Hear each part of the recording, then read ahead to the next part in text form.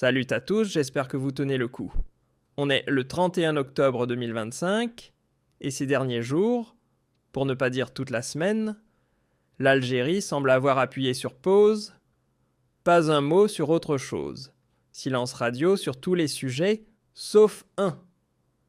L'attention nationale est entièrement happée par un seul point lumineux, New York Conseil de sécurité de l'ONU, et cette fameuse proposition américaine sur le Sahara occidental.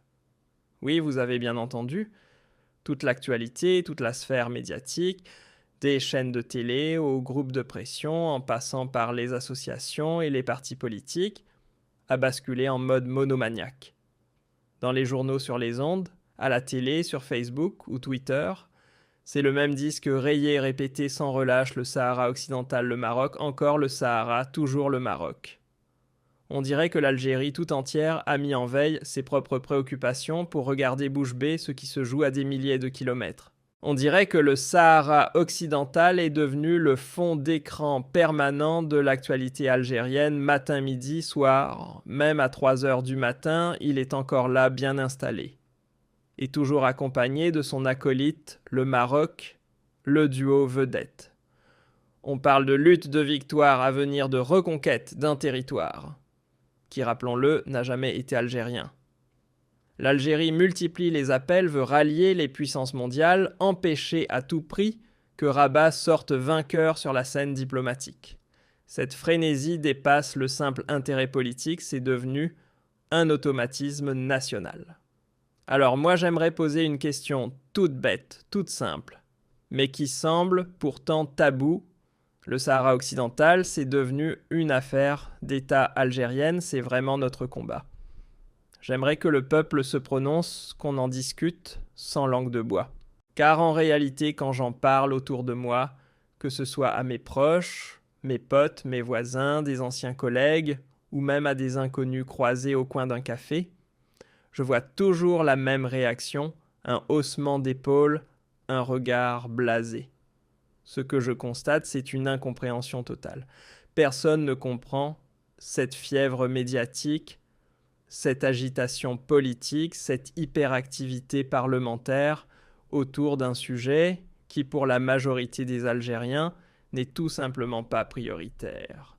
On dirait presque que le Sahara occidental nous a été arraché, qu'on veut le récupérer comme un bien familial volé. On hallucine. Sérieusement, à écouter les discours officiels et les médias du pays, on croirait presque que ce n'est pas un peuple qui réclame son indépendance, mais l'Algérie elle-même, qui cherche à libérer un territoire qui serait le sien. C'est à se demander si certains à Alger ne se sentent pas plus sahraouis que les Sahraouis eux-mêmes. À force de s'agiter, on a l'impression que le Sahara occidental est un bout d'Algérie tombé du camion qu'on essaie de récupérer en douce. Et là, moi, je me gratte la tête. Il n'y aurait pas des dossiers plus urgents à traiter que cette passion un peu obsessionnelle pour ce confetti de désert coincé entre le Maroc et l'Atlantique ? Oui, je sais rien que de poser la question, certains vont sortir les pancartes traîtres vendues au Magzen. Mais qu'ils crient s'ils veulent. Moi, le Magzen, le Maroc. Franchement, je m'en tamponne le couscous. Parce que pendant qu'on fait du théâtre géopolitique sur la scène internationale, la maison brûle. 3 jours à peine, et la monnaie nationale s'est pris une gifle monumentale. Le dinar s'écroule 1 euro, dépasse les 273 dinars au marché noir, un sommet historique, sauf qu'il n'y a rien à fêter. Depuis 2019, c'est une chute libre de 43%. Et à côté de ça, une vie quotidienne qui vire au cauchemar. La misère grimpe en flèche. Et chez nos compatriotes en France, l'extrême droite leur taille des lois sur mesure pour les priver de leurs droits. Chez nous, c'est la débâcle, pas d'investissement, des projets enterrés vivants, des patrons virés à la chaîne, une économie qui suffoque un pouvoir d'achat en lambeaux, une monnaie dévaluée jusqu'à l'os, un chômage endémique, une industrie quasi inexistante, des étagères vides, et un peuple qui s'appauvrit à vue d'œil. Mais bon, tant qu'on peut crier Sahara à la télé, tout va bien peuvrer. Et pendant que le pays s'écroule lentement mais sûrement, on continue de nous servir à toutes les sauces ce feuilleton géopolitique, Sahara par-ci, Sahara par-là, comme si l'Algérie était une superpuissance scandinave sans souci interne prête à jouer les pompiers du Maghreb.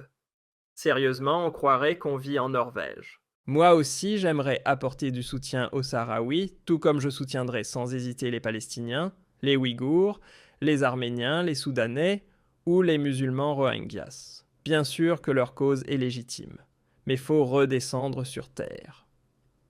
Avant de tendre la main aux autres encore, faut-il tenir debout soi-même. Et là, soyons honnêtes, l'Algérie boite de partout. Les hôpitaux tombent en ruine. Les usines tournent à vide. Les entrepreneurs sont traités comme des suspects. Et les jeunes s'évaporent. Entre 200 à 300 quittent le pays chaque semaine. Alors oui, parler du Sahara, du droit des peuples, du droit international, tout ça c'est noble. Mais transformer ce dossier en rituel quotidien comme si c'était le seul enjeu de l'État et mobiliser tout un pays pour saboter une résolution américaine sur l'autonomie du Maroc, là on dépasse les bornes, et puis soyons francs, on ne veut pas que le Maroc gagne, c'est tout. On est prêt à tout même à négliger nos propres plaies tant qu'on peut saboter leurs avancées diplomatiques.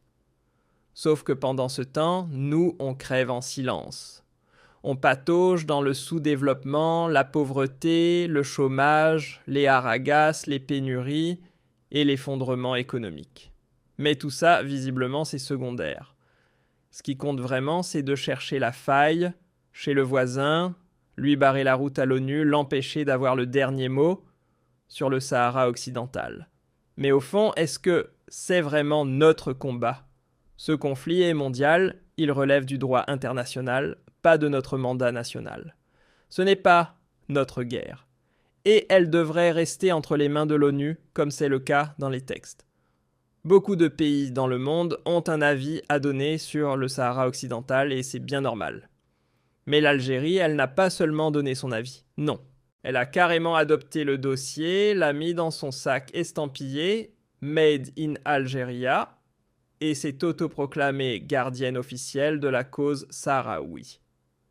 Si un jour l'ONU décide de distribuer des brevets sur les conflits non résolus, croyez-moi, on sera en première ligne pour réclamer la propriété intellectuelle du Sahara occidental. Le plus surprenant, c'est qu'on parle au nom du peuple sahraoui avec une telle ferveur, alors que même le Polisario censé les représenter est plutôt discret. Ils lâchent quelques communiqués de temps en temps, rien de plus. Pendant ce temps-là, nous on fait le show radio, débat, télé, édito, discours politique.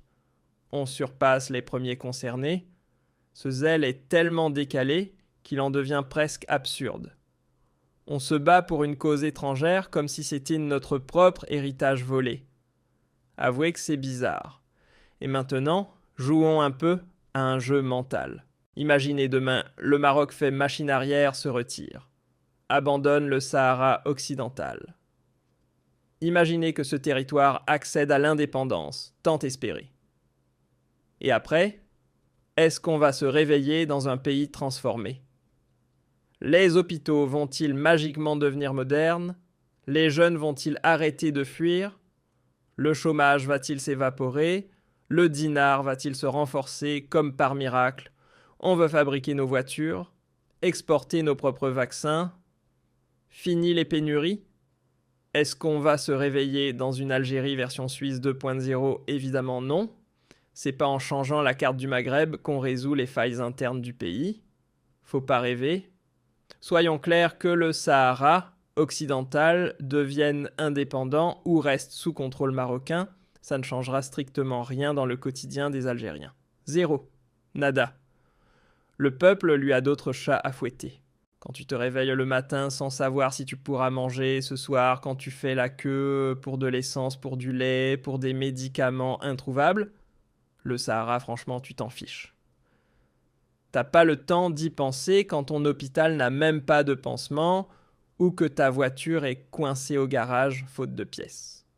L'angoisse de l'Algérien moyen, c'est pas une frontière à l'autre bout du désert, c'est comment survivre jusqu'à demain.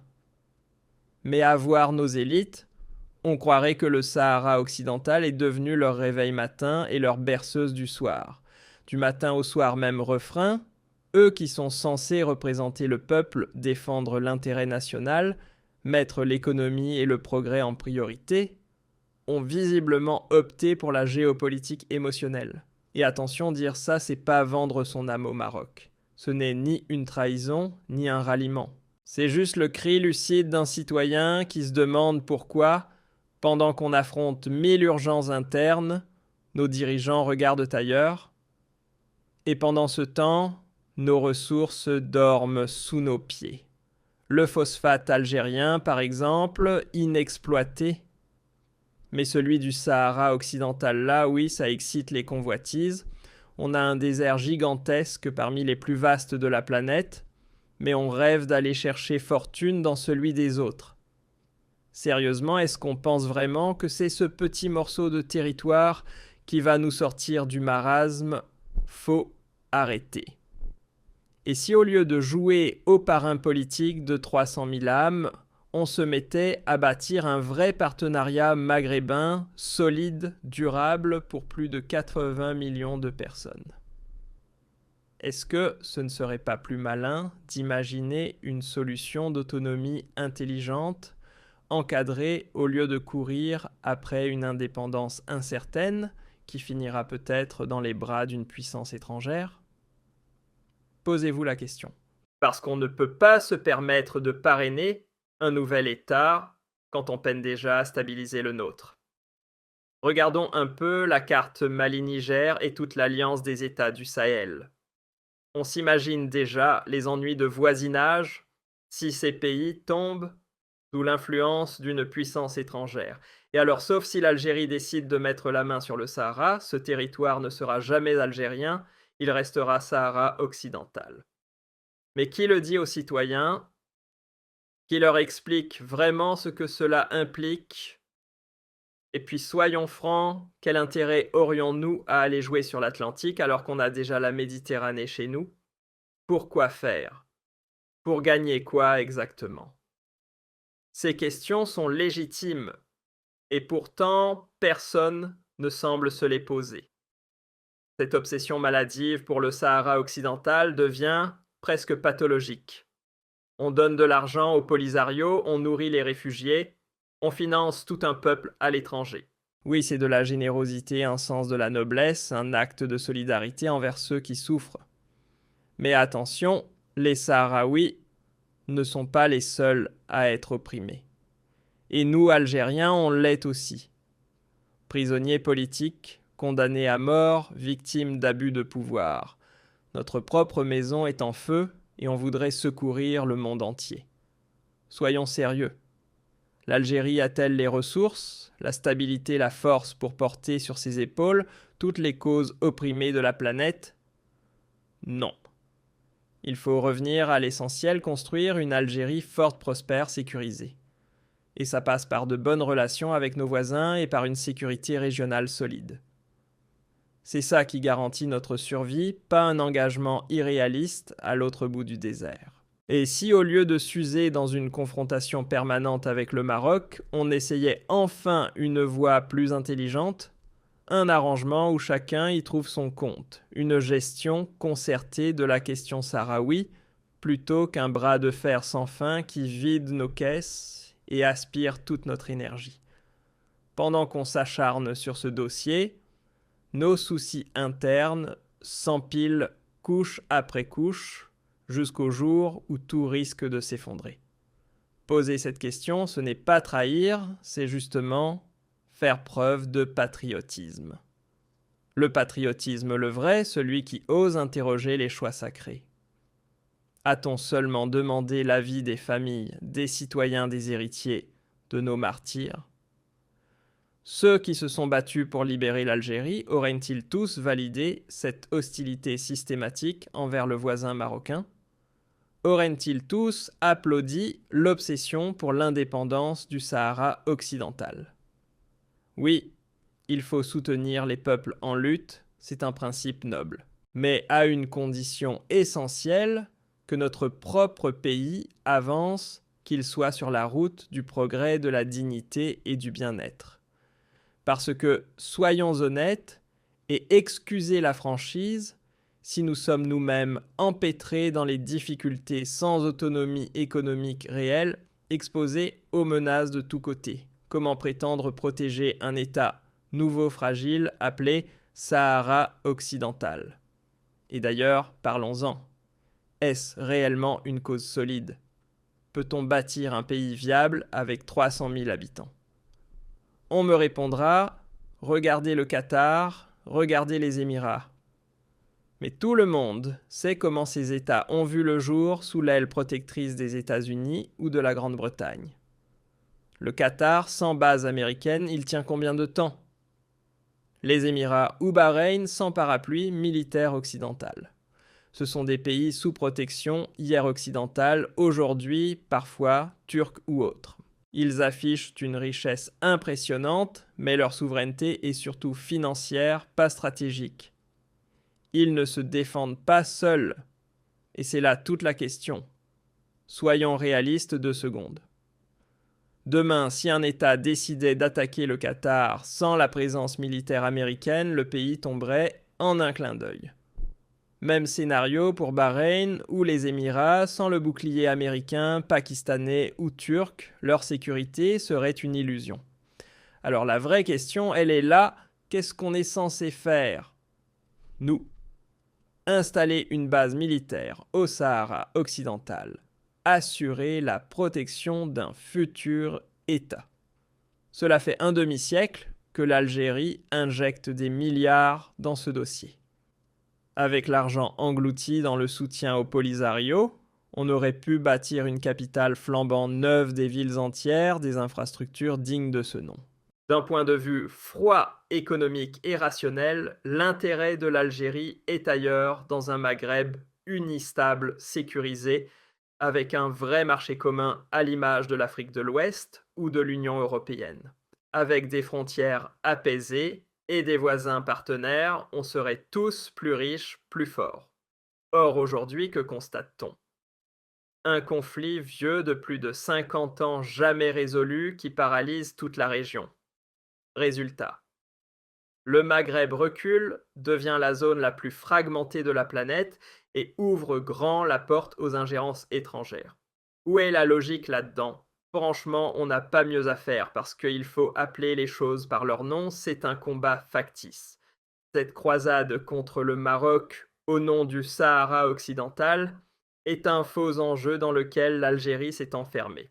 Oui, défendre le droit international est une position respectable. Mais transformer cette cause en rituel quotidien, mobiliser les finances publiques, envoyer tous nos diplomates au front sur ce seul sujet. Pendant ce temps-là, on ferme les yeux sur ce qui touche directement nos citoyens. Quand le Parlement français a remis en cause l'accord de 1968 qui menace frontalement les droits des Algériens en France, où étaient les réactions? Soyons sérieux, il y a plus d'Algériens à Marseille que d'habitants dans tout le Sahara occidental. Et pourtant, silence presque total. Ni colère diplomatique visible, ni mobilisation présidentielle, ni tempête médiatique. Quelques réactions timides vite oubliées, 2 poids 2 mesures, et ça s'en dit long. Mais là, franchement, Maroc du matin au soir, Sahara, du lever au coucher, ça commence à sentir bizarre, comme si plus rien d'autre n'existait. Pourtant, l'Algérie n'est pas seule à soutenir la cause sahraoui. L'Afrique du Sud le fait. Le Venezuela aussi. Cuba également. La différence. Eux n'en parlent même pas 24 heures sur 24. Ils ne transforment pas ce dossier en obsession nationale. L'Afrique du Sud, par exemple, affirme sa position, puis retourne bosser sur son économie, sa sécurité, son avenir. Cuba fait pareil. Nous, au contraire, on a hissé le Sahara occidental au rang de priorité absolue, au-dessus de tout le reste. Et soyons clairs, c'est absurde. On nage en pleine propagande, on tord la réalité, et pire encore, on se tire une balle dans le pied. Personnellement, je ne vois pas en quoi cette fixation protège les intérêts de l'Algérie. Je ne vois pas comment elle peut améliorer notre avenir ni nous ouvrir des perspectives. Le Sahara occidental ne nous promet aucun lendemain radieux. Aucun. Alors oui, j'ouvre le débat sans détour. Nos urgences sont ailleurs. Notre vraie bataille, c'est celle contre le sous-développement. Notre vrai combat, c'est la construction d'une économie solide, d'un tissu industriel, technologique et social digne de ce nom. Notre véritable enjeu, c'est la démocratisation, la sécurité du pays et la place que l'Algérie mérite, celle d'une puissance régionale émergente, respectée et influente. Ce n'est certainement pas en gaspillant toute notre énergie dans un conflit interminable qui ne convainc quasiment personne qu'on avancera. L'indépendance d'un territoire peuplé de moins d'habitants qu'un quartier de Bab el-Oued, et je le dis avec tout le respect dû au Sahara, n'est pas une vision d'avenir pour l'Algérie. Ça fait 50 ans qu'on s'épuise, 50 ans qu'on consomme nos ressources, et honnêtement, je ne vois toujours pas la sortie du tunnel. Aucun bénéfice clair pour notre pays. Moi, je suis algérien avant tout. Quand je galère, quand je souffre, quand je tombe, personne ne se mobilise pour moi. Alors oui, je pense d'abord à l'Algérie. L'intérêt national doit passer avant tout le reste. Le débat est lancé. À vous de parler.